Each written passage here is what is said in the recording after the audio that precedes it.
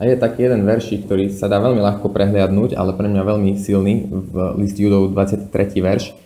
A iných zachraňujte bázňou vytrhujúcich z ohňa. A ja som si uvedomil, že v dnešnej dobe je veľmi často kresťanstvo hlásané s tým, že mali by ste mať osobný vzťah s Ježišom Kristom. A ja som takým spôsobom uveril. To je ako, že máte nejaký ďalší friend request na Facebooku a vy sa rozhodnete, či chcete mať osobný vzťah, alebo nechcete mať osobný vzťah.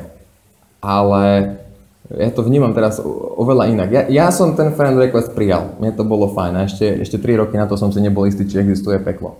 Ale čo tu hovorí je, že zachraňujte bázňou. Človek by si mal byť vedomý, že táto žiadosť o priateľstvo je od sudcu, podľa ktorého som odsúdený, až dokiaľ ho nepríjmem.